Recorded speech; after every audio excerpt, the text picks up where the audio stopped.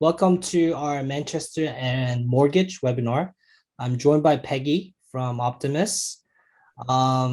Before we begin, I would like to introduce a little bit about our company.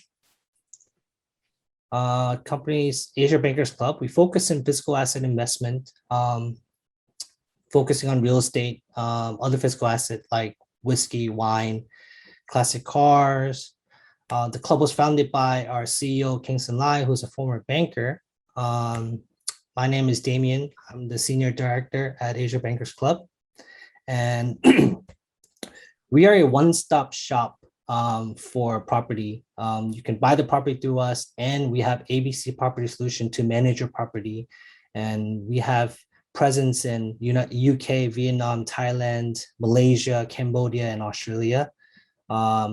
Like I said, one-stop property purchase and management service. And here are some of the partners that we have worked with in the past. In the UK, we have Lendlease, Reniker, Select Property, Ballymore, Salboy Hill, others, Capital Land from Singapore, Hong Kong Land, Gamuda from Malaysia.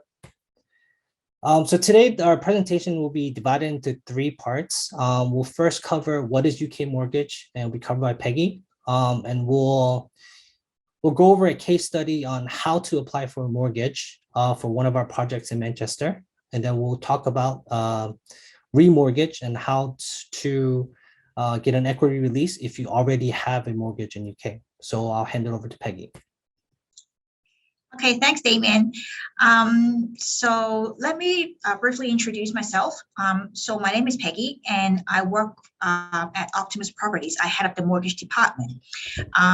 And my company, we specialize in providing premium international mortgage consulting services, and we're able to help clients to obtain the best mortgage product available on the market for their overseas properties. So our company cover countries like UK, Australia, Canada, Japan, America, and Malaysia. Okay, so let's get started. So let's talk about what is the minimum criteria on an applicant if you are to do a buy-to-let mortgage. So first of all, your age range has to be between 18 to 60 years old. Now, keep in mind that the age is based on the birth year and it's not on the birth month. So let's say if you're only turning 60 on December 31st, the bank will not loan to you on January 1st. And then there is also a minimum loan amount requirement. Majority of the lender, it's setting a minimum of £100,000 per loan. With regards to the income, one applicant must meet the minimum income of £25,000 per annum. Now, keep in mind that let's say if you are joining in a property, if you do like a joint applicant, it's not a total income of 25K. You have to have one applicant to reach the minimum of 25K. Now, if there's a case where, let's say you are buying a property with your business partner or with your boyfriend or girlfriend, then there might be a chance that the bank will request 25K from each of the applicant instead of either applicant, because if there's no like relationship, if it's not in your immediate family member, then the bank might impose a 25K per person. And then with the borrowing ratio, right now, the market it's doing about 60% to 75%, obviously depending on the financial.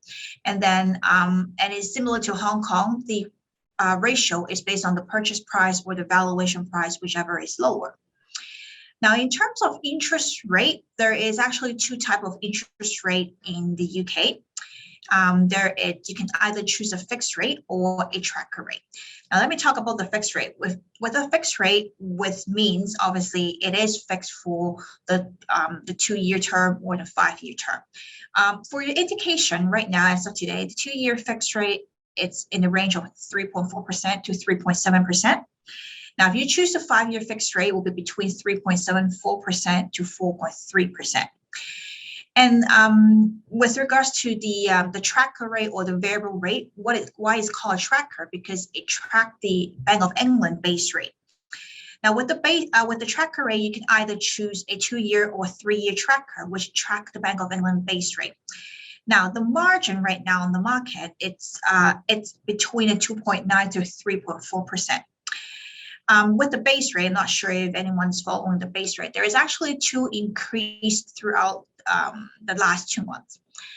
So if you click on the link, then you will be able to see that the latest base rate right now is at 0.5%, which was just increased last week. So if you add the base rate to the margin, so your variable rate would range between a 3.4 to 3.9%. Now, a lot of people would come and ask me, which rate should I choose, whether I should choose fixed rate over variable rates. Now, what I can do is I can do like a comparison as to what is the benefit of a fixed rate and what are the benefits of the variable rates.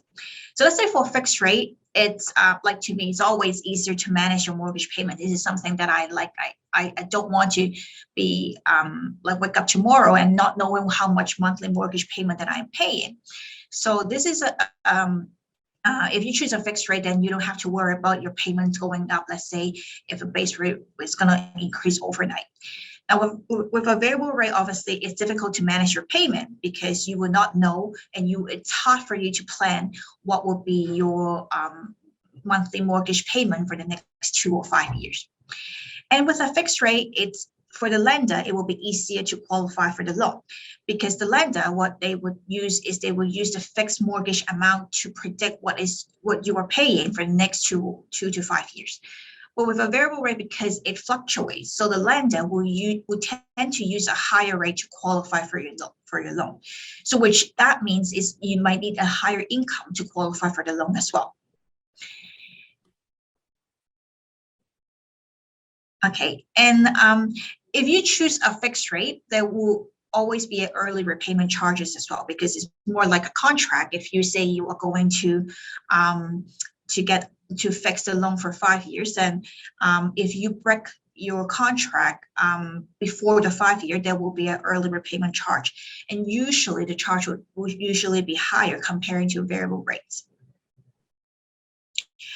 And also, if you choose fixed rate, the initial rate is usually higher comparing to variable rates. So this is something that if you predict that the variable rates or the base rate, it's not going to rise in the next, say, a couple of years, then you might as well choose a variable rate over a fixed rate, because usually the starting rate for fixed rate is usually higher comparing to variable rates. Okay. And this is the age. This talks about what is the maximum age the lender could loan up to. Majority of the lender would loan up to 65 years old. And let's say if you are working for a big company and if you're a high income earner, then the bank might consider loaning up to 84 years old. And with the loan tenor, this is the minimum loan tenor and the maximum loan tenor. So the bank would require at least a 3 to 5 year minimum loan for the mortgage, and then the maximum they could go up to could be between 25 to 35 years. So if you go back to my first slide, why there is an age limit is because if you reach 60 years old and older, you won't be able to meet the minimum loan tenor of the requirement. And with regards to repayment type, there are obviously the traditional repayment principal and interest type, and then we do also have an interest-only loan. Now, I'm not sure if anyone have heard about interest-only, but what interest-only loan is, it's also a very common and popular method of mortgage type that client is choosing these days. Okay, so let me talk about how it works on the between the two. So let's say if you are to choose a principal and interest loan, you are paying you're paying down your principal every payment. So let's say in this amortization schedule, where you can easily get it from online, you plug in your loan amount, your interest rate, and it gives you a table as to, like for this example, in 25 years, if you are paying a payment of £877, assuming the rates remain the same throughout the entire loan term, you would be paying out your entire loan balance within 25 years, and then the house, you don't owe the bank any more money. But let's say if you're paying interest only, which is the red box, you're only paying 625 interest or interest to the loan, but you're not actually paying down any of your principal. So after 25 years, you still owe the bank 150,000 quid. So in this way, usually it would be more risky, let's say, if it's in an economy where the property price might drop.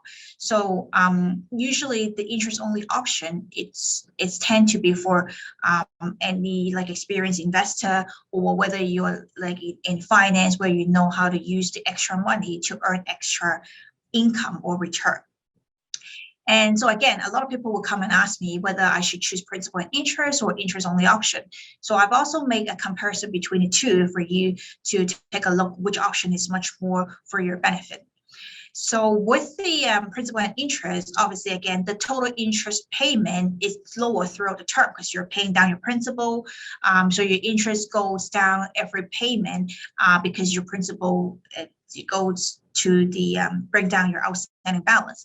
But with the interest only, if you calculate the total interest throughout the term, it will obviously be higher. So if you're into finance, then this is something that you might take into account because your interest payment throughout the term comparing to principal and interest is much, much higher. And with the principal and interest, it's easy to qualify for the loan, just like the fixed rate.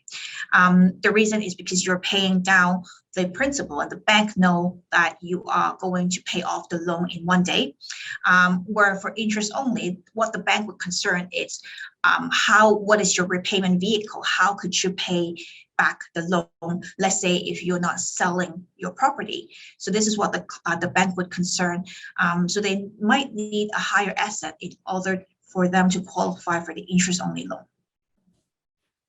And then, of course, if you in principal and interest, you don't have to worry about making payment at the end of the loan term. After 25 years, the house is yours, and then you don't have to worry about anything.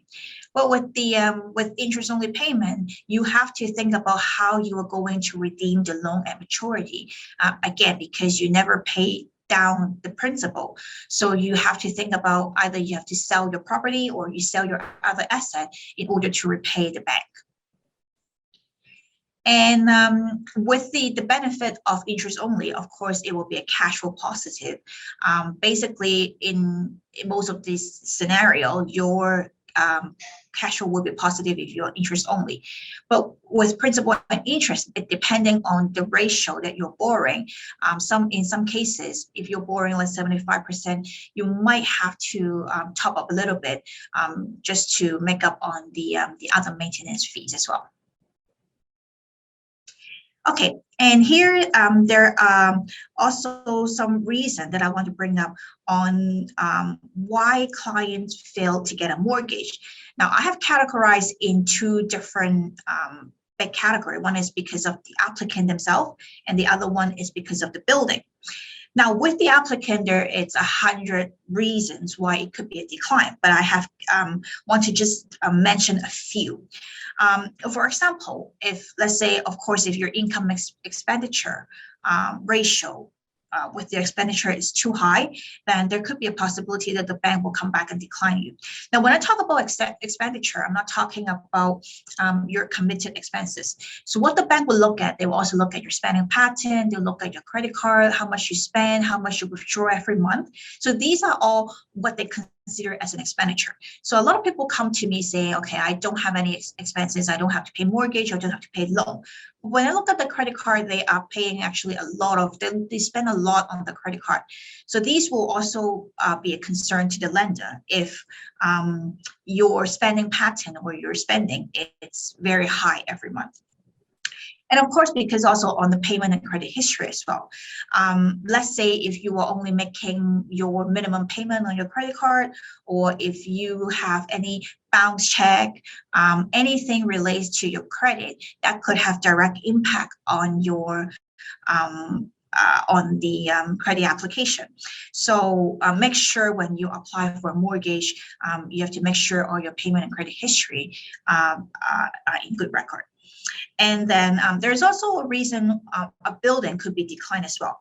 Now, with regards to the building, there is one big number one item that I want to mention is the lending exposure. So for any project that they have that it's a very hot project, then there is usually a lending limit imposed by the bank. So let's say on a project, the lender might only be able to loan up to 20% of the unit. So let's say if there's a lot of clients or a lot of buyer on a certain project, then there could be a possibility that the bank will max out the lending. So what I will always tell the client is always apply the mortgage as early as you can, so you can be able to get all the lending quota from the lender. And of course, there's also some reason with regards to the leasehold, where the leasehold period it's below 80 years, or with the ground rent that it's the starting, it's above 0.2% of the purchase price, or if the renewal term it's not acceptable by the lender. So these will also be affecting the project, and it will be declined by the lender as well. Okay, great. So we'll take a building from one of our favorite projects in Manchester, Viaducts. Would this building have no problem getting a mortgage in the future? Well, at this moment, as long as you meet all the criteria that the lender imposed, let's say all the ground rent or the EWS1 form, all the certificates in place, then I don't see a reason why the bank would decline this project. Great. So, well, why don't we just dive deeper into the project first, and then we'll come back to the other part of the mortgage webinar in a few minutes. So why Manchester? Manchester, a lot of people are looking at Manchester because it's one of the hottest city for buy to let. It's because of a lot of people are moving out of London. A lot of the companies are relocating to Manchester, and even a lot of the international students are actually studying over in Manchester. The project itself is located in M1 and within the city center. It's close to the Metrolink and to the railroad station. It takes you from one end of the city to the other end, right under your feet from the project. Deansgate Castlefield Metro Station is literally less than 1 minute walk. As you can see, Viaducts residence, the office, a grade A office, and right over here, less than a minute, it's your metro station. And you cross the bridge, about a 1 minute walk, you're at the Deansgate Railway Station. Deansgate Railway Station, and also you're very close to shopping. The Great Northern is less than 1 minute. If you're into nightlife, Deansgate Soho area is only 3 minutes. You have the Deansgate Locks, Three Little Words, Lock 91.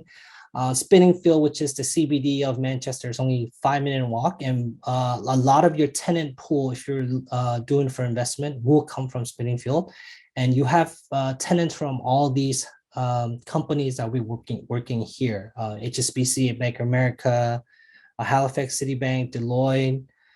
Also, a big part of your tenant pool will come from the students, international students. Some of these students do pay either 6 months or a year ahead for rental. So it's a very good rental market in Manchester. Also, on the Metrolink, you're only one stop away from Peter Square. Peter Square is where Ernst & Young and KPMG have their headquarters. One stop away from Chinatown. If you're missing Chinese food, then you can just hop on and then hop on the Metrolink, go to Chinatown. Exchange Square, this is where you're shopping. If you need a shopping fix, and you go only 2 stops away. All the high-end retail shops are here: Harvey Nichols, Selfridges, and Piccadilly Station. Only 3 stops from Metrolink. This is your future HS2 hub, which will take you to London. They're on this project, 56 billion, London to Manchester. It will take you right now from 2 hours to 5 minutes. Future, it will only take you 1 hour. And also, can't forget about Old Trafford Station if you're Manchester. Only 3 stops. Trafford Center, the largest shopping mall in Northwest, only 8 stops, 20 minutes from the Metrolink. So you have everything covered from shopping, walking distance to all the bars, restaurants. So why is Viaducts a good project? Another reason is because of the developer. 𝐿𝐵𝐲 is a Manchester-based property development company with a proven track record. They actually own a own construction, like a general contractor company called Optimised. So they do all the building themselves. The company was founded by Fred Dunn, who owns Betfred. And I'm sure if you're familiar with the UK, then I'm sure you've heard about Betfred before. Optimised, again, they do all the construction work for 𝐿𝐵𝐲. They do tremendous work, very, very high end. Here's some of the past developments and future or ongoing projects that 𝐿𝐵𝐲 is on. You have Local Crescent, Local Blackfriars, 55, and then now Viaducts. So why Viaducts? It's in M1, very good location, located next to the Beetham Tower, the second tallest building in Manchester. You'll have a grade A office right in front, which part of your tenant pool will probably come from here.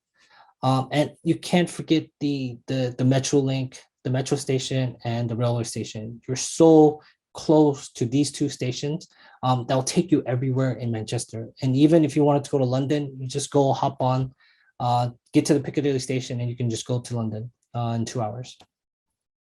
The architect is the same architect that designed Beetham Tower, which is right next to Viaducts, and also One Blackfriar in London. Given that this project is probably the first development built on top of a grade 2 listed viaduct in UK, and hence the project name Viaducts. This takes tremendous structural work, architectural work to actually build a 39-story building on top of a listed grade 2 listed building.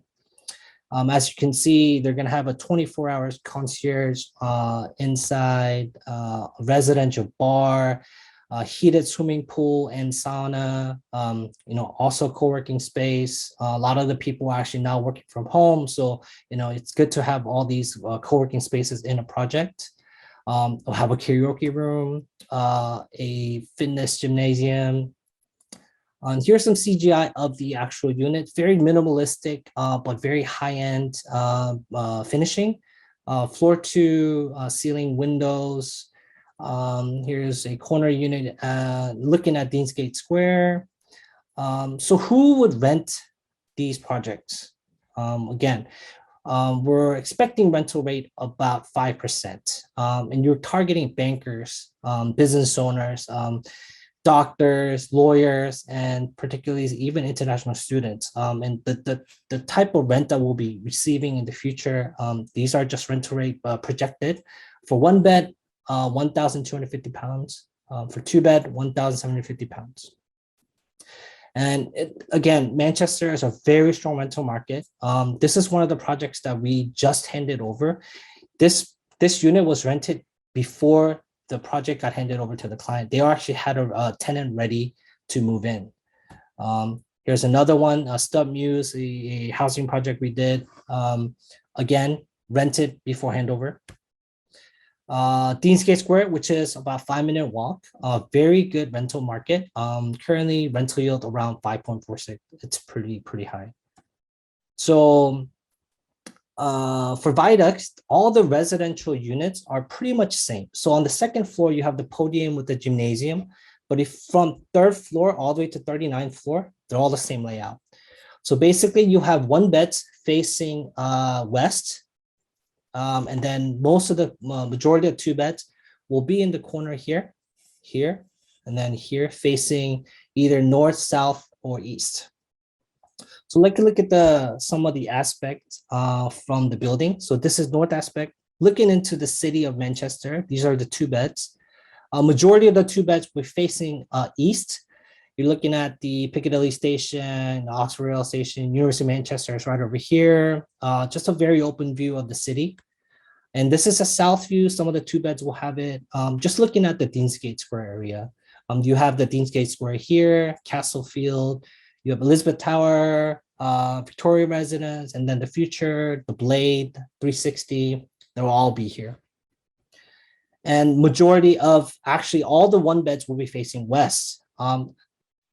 Personally, I think this is probably my favorite view because you're actually looking over Castlefield. If you know about Manchester, Castlefield is probably one of the best areas to go for brunch over the weekend. So it's just a very, very open view, and you won't have a building in the future to block. So your views are guaranteed for the one beds. This is some of the construction progress back from November 2021. As you can see, they're building the structure on top of the grade 2 listed viaduct. And you can see how close the Metrolink is, literally less than 1 minute walk. And over the bridge, you're at the railway station. And this right here is the Beacon Tower. This is, yeah, as you can see, they're ongoing construction work on the structural part. Again, to build something on top of a existing building takes tremendous structural work and has to be, the structure engineer has to be on point for everything so that nothing collapses in the future. And they've spent probably over a year just doing the foundation. And now they've gone over the viaduct and they're probably just going to go build vertically going up. So what's the payment plan like for viaducts? So if you wanted to buy something today, you would have to pay $2,000 booking fee directly to the developer. And within 28 days, you pay a 25% down payment to the buyer solicitor, minus the £2,000 that you paid today in the exchange of contract. And then in completion of Q2 of 2024, you pay the rest of 75%. So before the completion in Q2 2024, about three to 4 months, you will start applying for a mortgage. And this is where Peggy comes in. You contact Peggy maybe 3 to 4 months or even earlier to get the mortgage process started. Because like Peggy said, some of the hot projects, maybe the lending quota gets filled up pretty fast. So this is good to know and good to have a mortgage person contact that they know that they can get the mortgage for you for this project. And for this project, the first 25% is actually covered by the developer. So if something ever happens to the building and the developer cannot finish the project, it's guaranteed by Betfred, which is owned by the developer, Fred Dunn, to give you back the 25%. So, okay, so Peggy, Yes. say that I bought or I want to buy this project. What are the documentations that I need? What's the process that I need to apply for a mortgage for a project like this? Okay. Now, so this is just a basic list of documentation that most of the lender would request from the applicant. Now, again, every lender would have their own document list, but this is just a basic one, just to show. Obviously, it is common to get your income, payslip, bank statement, or if you have any liabilities in Hong Kong, these are all the standard documents that you would need to provide to the lender. And now let's say if you are looking to get a UK mortgage, whether it's for this project or for any other project, then I always have to give you some tips to the clients that there is some preparation work that you could do beforehand, which will make your application so much lot easier when it comes to the official application. So first of all, again, I did mention the reason for the failure of getting a mortgage is because you did not manage your payments and spending. So what I would suggest a client is, if you are looking to get a mortgage beforehand, make sure you control your own spending, and then you also manage your own payment. Make sure you make all your payments on time, no default on mortgage payment, no minimum payment, no any missed payment or bounce check or whatsoever. And then also, if anyone is using still using a passport, then I would strongly suggest that they change it to a bank or to an account that will allow you to have your monthly statement. Now, the reason is because the bank will come back to you and ask for updated documents from time to time. So if you're holding your passport and if you say someone is out of town, it will be very difficult for you to go to the bank to get your passport updated. So again, if you are still using a passport for your salary credit, then I would strongly suggest you change it to a monthly, to a bank account that provides you a monthly statement. And of course, we're dealing with UK lender and they only understand English. So if you are using bank statements, or if your bank it's giving you a bank statement that is only written in Chinese, then you make sure you have to tell your bank to convert that into English beforehand. Because what I know from the from the bank, it's you can only change your future statement, but you cannot go back to change back the statement, let's say for December or November. So so even if you go to the branch and ask them to give you an English statement, they won't be able to do it. So if you forgot to change it to your English statement, then the UK lender might need you to get your statement translated by the professional. And obviously those costs will be borne by the applicant as well. And last is to update your residential and correspondence address. Now, because there's like a lot of time these days, we're getting like online bank statements where you might forgot to change your residential address, where you still keep your old address. And now if there is too many addresses appear on your different statements, on different bank statements, then the bank might come back and they might question as to why there's too many different address, and then they might come back to you and ask you to prove every single address of the ownership, whether it is actually owned by you or not. So if you want to make sure you don't want to get into too much documentation, too much proving, so it's always best to change your and update your address. And if you go back to remember the first slide that I talked about, let's say if you are getting a mortgage with your wife or husband, but then if the address shows different, let's say your wife shows a different address and you show a different address, then the bank might come back and question as to whether you two are husband and wife. And then you might have to show more proof to prove that you are actually your marriage certificate, to prove that you two are married. So in order like to avoid all these questions from the lender, so it's always good that you have to update all your documentation.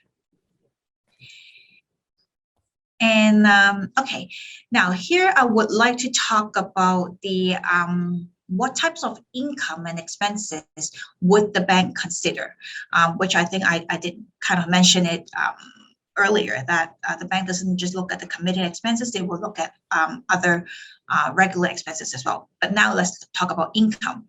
Now, the 25K per annum income that I mentioned, which the bank will look at your what income did they take. It will be salary, your commission, your pension.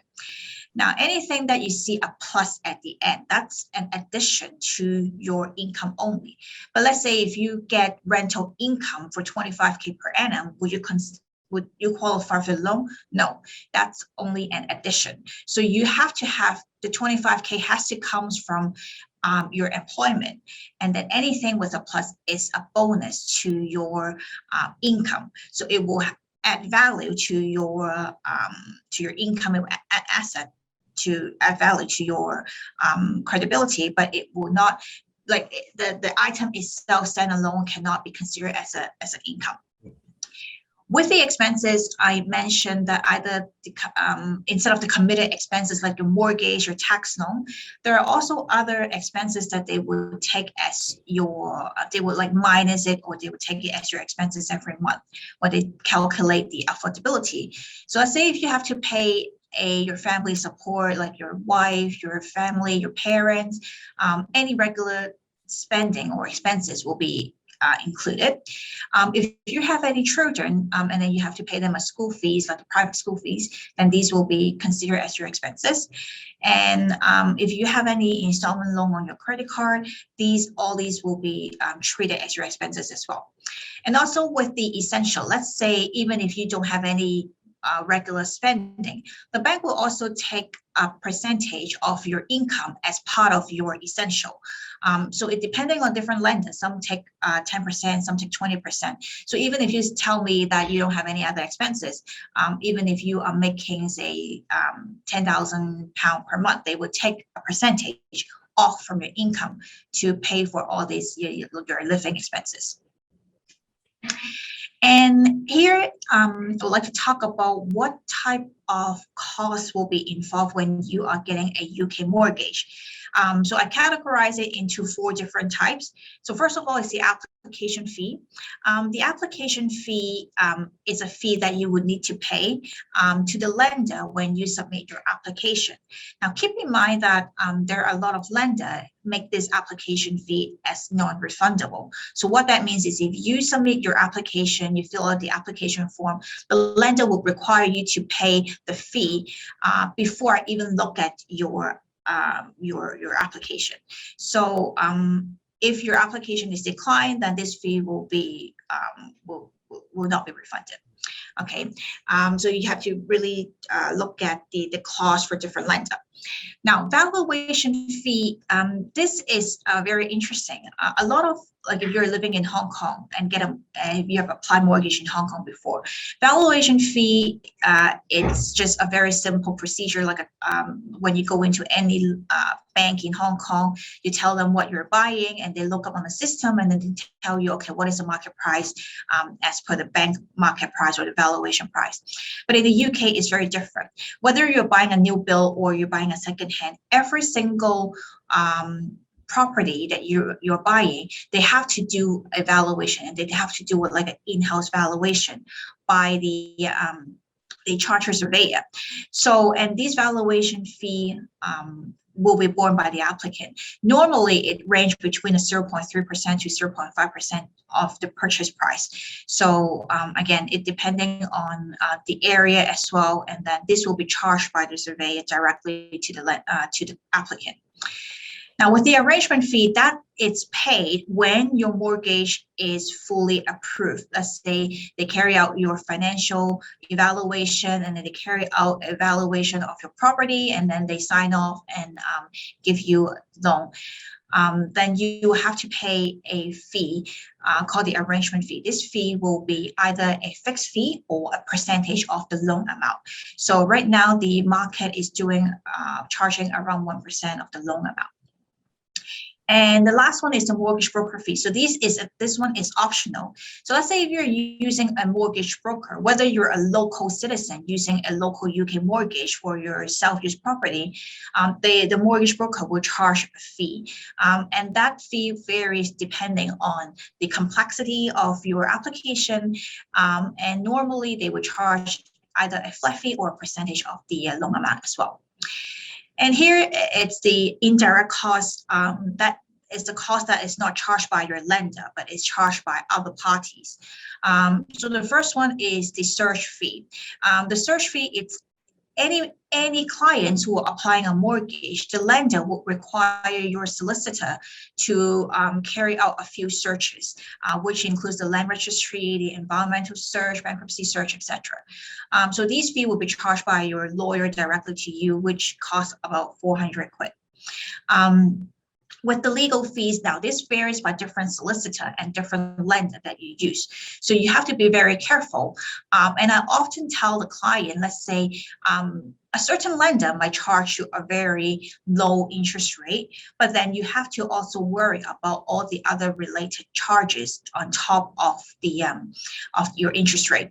So it could be you're paying a cheaper interest rate, but then on the legal fees, you're paying a lot because there is a lot of work for your solicitor to do other than just carrying the search. There might be other due diligence that your lender imposes on.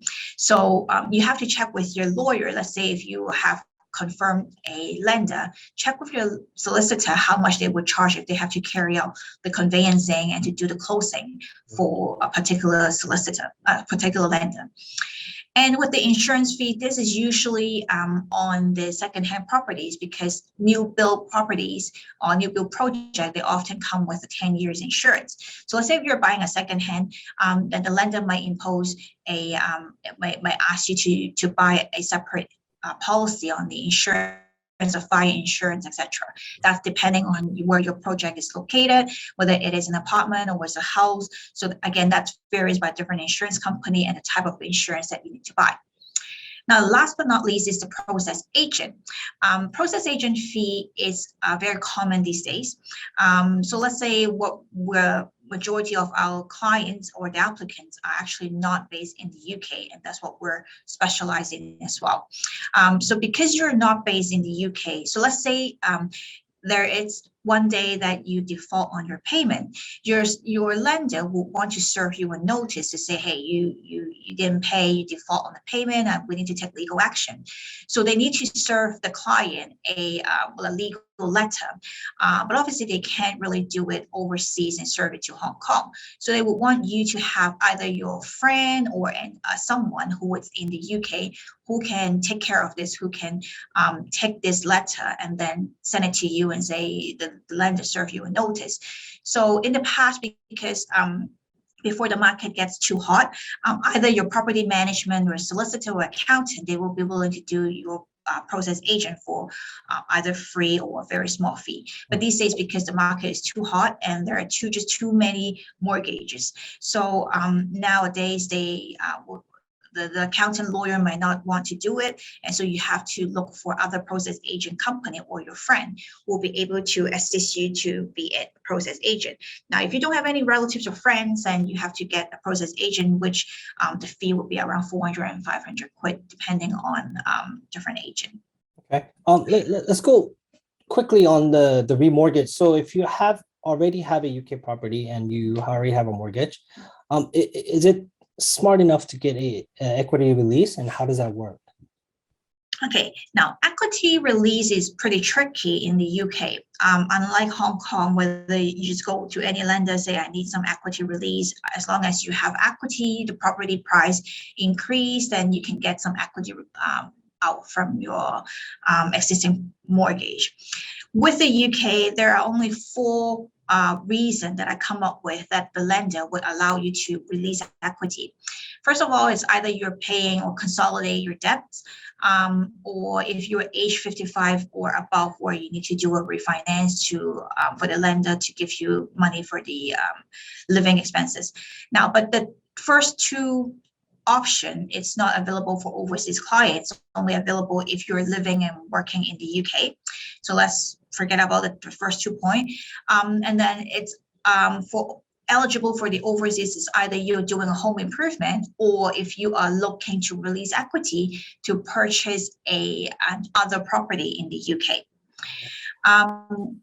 So let's talk about, let's look at one of the example. So let's say if you got a property in the past, you buy in the past, and then let's say it had gone up market value in 650,000 pounds today. And let's say you can get let's say 65% today, and which means you can, for the new mortgage, you can get equity release of 422,500. But let's say if you have an outstanding mortgage loan with your existing lender, so the actual amount you can release in this example is roughly about 172,000. Now, let's say if you are using these funds to buy a new property, which your new property, it's around, say 450,000. You can go on the next slide. Yeah. So let's say your new property price is around 400,000.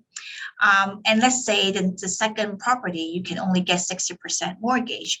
So in this case, the lender would approve you a 240,000 loan. And what you require to pay upfront will be 40%, which is 160,000. Now, based on the earlier example, you can release equity of 172,000. Now, in this scenario, which means you still have an overage or surplus of 12,500. That's what can pay for your legal fees, arrangement fee, or any application fee that you need to pay. So if you're using the exact same example and figure, then which means you don't have to take out any money. By using the equity release, you can easily get a second property. Oh, well, good to know. Yeah.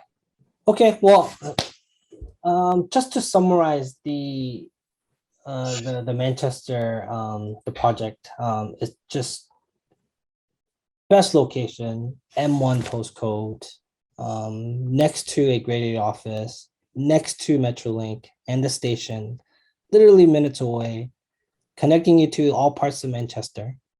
You're right above the Metrolink, next to Great Office, and strong rental in Manchester City Center. Also, just to add, this building is being built on top of a grade 2 listed viaduct. Not only are you buying the best project in Manchester, the best location, but you're also buying a piece of history of Manchester because it's a grade 2 listed project. For information on available units and pricing, please contact your relationship manager to book a private tour of the building model or to understand more about what's available. And then we'll give you a free consultation. And then if you want a mortgage consultation, you could also ask your relationship manager and they'll contact you directly to Peggy. So thank you, Peggy, for joining and sharing today. Thank you for having me. Yeah, I guess we'll look forward to seeing you again soon. Okay, thanks, Damien. Thank you. Cheers.